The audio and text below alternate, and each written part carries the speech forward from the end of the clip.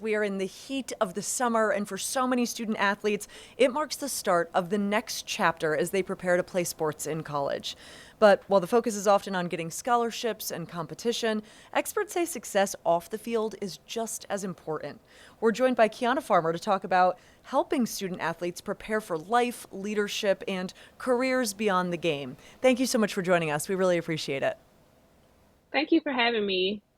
Why is the transition from high school to college athletics such a critical time for young athletes? It is very critical because, for one, it marks them going from being a teen to being out in the adult world. And most of them are leaving their parents, they're leaving their family, they are going through life transitions. They are now they're about to be in the adult world without having that parent with them every single day like they're used to. And this is a critical part to step into to provide that support and guidance before they get there and face certain problems. So it's good to be proactive and equip them with the tools, strategies, and resources they need. Now they're going off to college, they're going to be doing practice early in the morning, practice at night. You have open gym, you have a different schedule, you have a whole different life that you're not used to. So it's very important to equip them. Yeah, so much changes. Can you talk to us a little bit about hmm the athlete transition gap? Yeah, so the athlete transition gap is very broad. You have athletes who are transitioning from high school to college and they're having a culture shock, lifestyle shock. It's everything is just totally different, and just depending on what school they go to, they can be receiving cost of attendance. They can be receiving NIL. They can be receiving Pell Grant, financial aid, all these different things. Some of them can be staying off campus on the dorm, on campus at the dorm. And so all those different things are very important. And then you have the athletes now, they're leaving high school. You're going from high school to college, now college to the real world. And college, it prepares you for the real world, but there are a lot of critical things that is typically missing because you went to college to play a sport. And they are going to make sure that you focus on that sport. They're also going to equip you for things outside of that, but things such as internships, financial literacy, career development, career readiness, networking, all those different things that don't technically come with your scholarship. So that is one of the biggest gaps that is missing. A lot of them, they fall into depression, especially on the men's side. They fall into depression. All they knew was sports. They want to go to the league.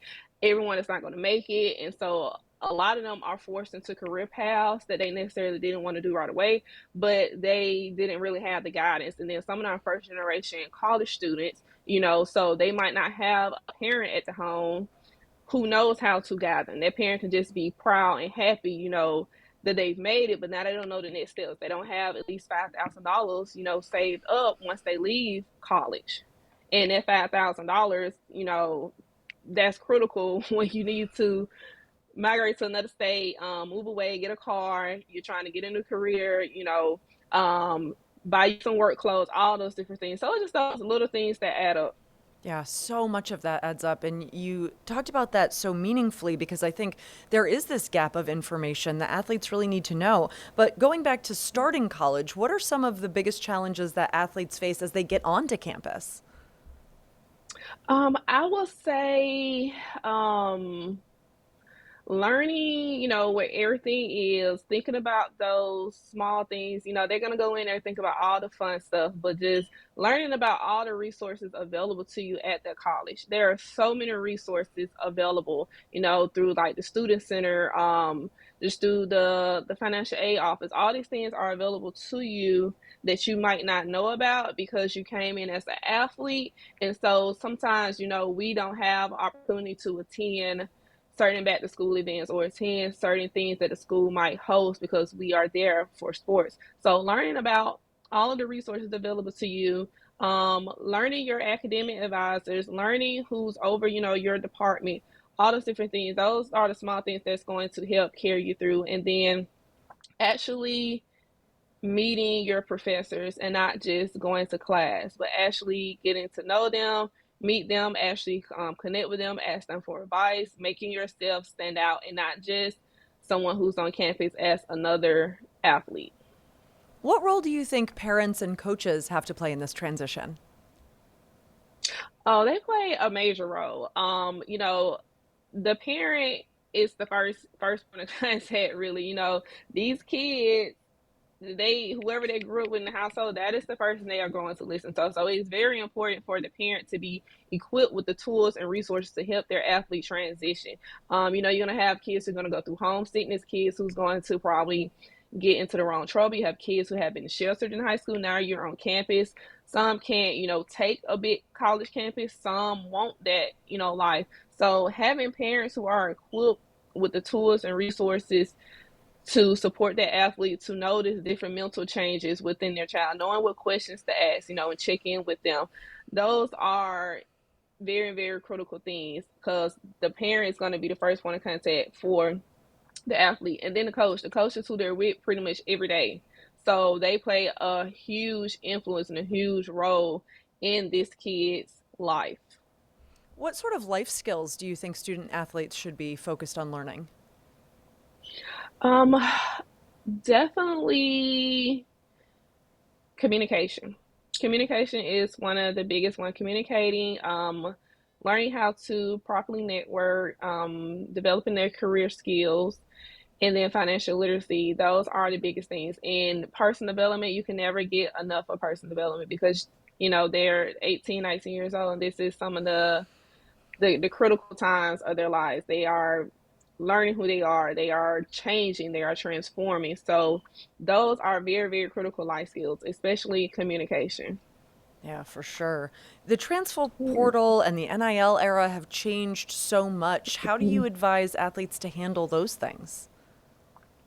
So when it comes down to the NIL portal and transfer, I actually did a workshop with a college on this. And so one of the biggest things is understanding that more money, more opportunities is not always great. The grass is not always greener on the other side. And with the NIL portal, we have more athletes who need opportunity than we do have scholarships available. And you can literally lose your opportunity because you want to enter this portal and you think the grass is green on the other side. And with the NIL, there's so many questions to ask. And I'm at the point now where I teach athletes, you can make your own NIL dollars, especially if it's not a school that you're trying to transfer to that has, NIL share revenue where you're probably going to get some type of guaranteed NIL dollars from there. But all money is not good money. All opportunities is not good opportunity. And there's nothing wrong with being loyal to where you are and building where you are and setting that tone. And I think it shows, I think um the NIL portal, sometimes they're teaching athletes that delayed gratification is not good. And there's absolutely nothing wrong with delayed gratification and building where you are and, you know, um, having some type of loyalty to what you are building, not necessarily being loyal to a person or a program, but being loyal to your path. But then you also have kids who do need to enter the portal, who do need to chase more NIL dollars. I think everything is just case by case, and it's important to stay grounded and stay equipped and knowledgeable so you are not making emotional decisions. I think a lot of athletes get caught up in the emotional decisions, and then it might hurt them. And if they have parents who not, really equipped and coaches who's not equipped as well and don't really want their best interest, it can in turn make them make the wrong decision. So that's why I support it for the parent to understand what's going on as well. Yeah, you talk to so many students. How do you advise kids who are a little nervous about all of this? I just tell them it's normal. It's new. It's new. It's ever changing. So just staying grounded, knowing your values and knowing what it is you're looking for and what you're not looking for, and sticking to those things. And so, when you make that list, whenever you're having conversation, you're having to make a decision. If you go through those things, it's going to help you make a more clear decision that is best for you. But just stay grounded. Just stay leaning on your mentor. They must have a mentor. That is so key. Starting off with a mentor, one trusted advisor outside of your parent and outside of your coach. And then just leaning on that support circle. Yeah, the support circle is so important. What do you think communities Yes. could better do to prepare student athletes?